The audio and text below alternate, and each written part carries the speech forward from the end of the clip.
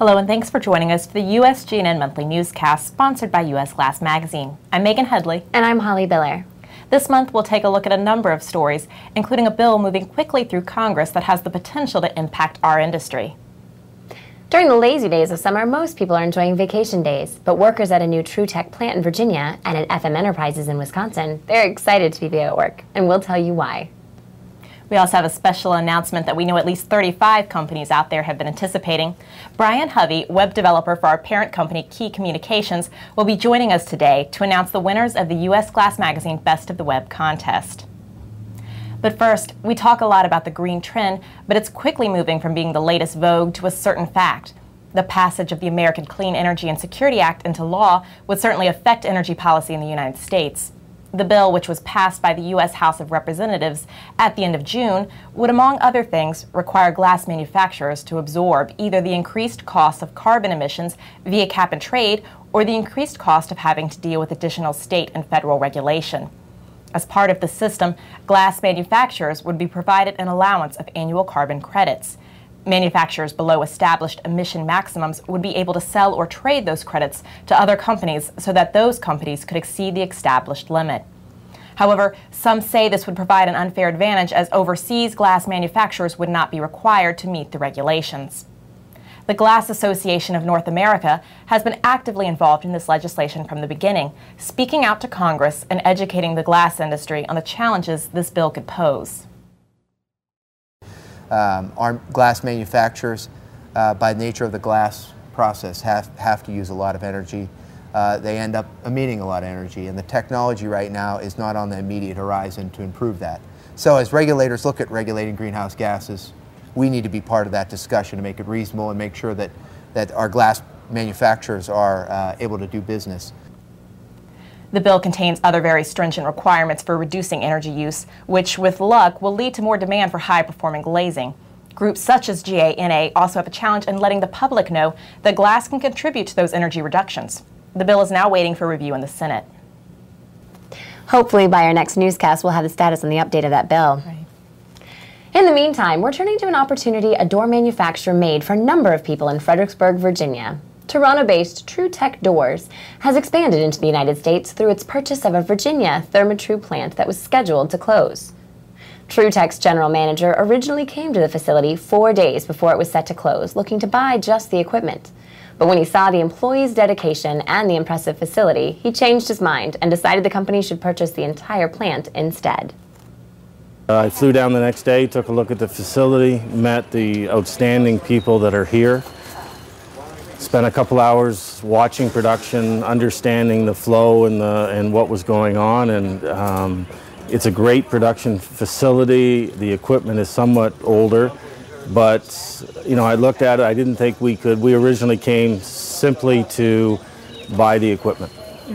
Seeing the facility, I didn't think, you know, it's some equipment you can pick up and move and make it work somewhere else. I didn't feel this production line we were able to do that. And so we started the discussion. I phoned the ownership group and said, guys, you need to get down here to see this because I think we have an opportunity. The new TruTech Doors USA, which would produce light commercial steel doors primarily, celebrated its grand opening on July 8th. There's a window manufacturing company that recently made news as well. When I spoke with Graham Architectural Products President and CEO Brian Hurley at a trade show last year, he had commented that we'd be seeing some continued consolidation in the first 6 months of 2009. Well, he may have been off by a few weeks, but Brian made good on his promise on July 17th when Graham completed its acquisition of FM Enterprises, a Wisconsin-based manufacturer of curtain wall, storefront, and sunshades. According to a company announcement, FM Enterprises will operate as a Graham subsidiary from its current facility where it employs 33 people. Todd Frederick will continue as FM's president and oversee the day-to-day operations. Now, coming up next, the winners of the USGlass Best of the Web contest right after this commercial message.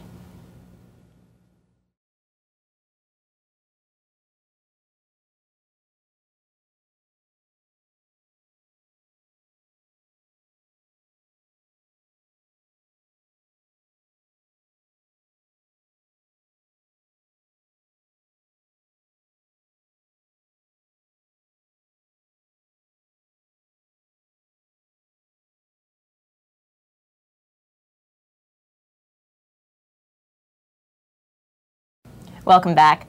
Today we're speaking with Brian Hovey, USGNN's very own web developer and one of the judges for the USGlass Magazine Best of the Web contest. Brian, are you with us? I am here. How are y'all today? Brian, I've been getting a lot of emails and calls from nominees anxious to hear the results of this contest, so I know all eyes are on you. But could you first explain a little bit about how the websites are actually judged?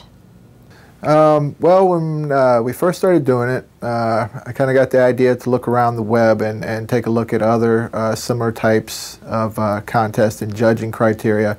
And I kind of borrowed a few things from those and set it up that way. Well, without any further delay, Brian, would you mind reading the 10 categories we have in this year's contest and our 10 winners? For the best site from a glass fabricator, we have Viricon. Congratulations. For the best site from a metal fabricator, Conair. For the best site from a primary glass manufacturer, Guardian Glass.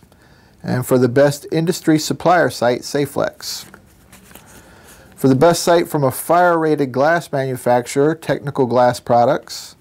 For the best site from a window wall, or curtain wall manufacturer, Novum Structures.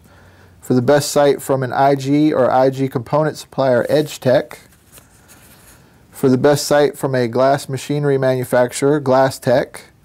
For the best glass distributor site, Syracuse Glass. For the best site from a glass scratch removal company, Glassweld. And for the best glass retailer site, Merit Glass Company. Congratulations to all of our winners and all of the nominees for the hard work they've put into their sites. For everyone else, be sure to check out the August issue of USGlass for lots more great website tips from our winners. And be sure to look for updates on these stories and more on our next USGNN newscast in August, when we'll be bringing the news straight to your screen once again. Thanks for watching.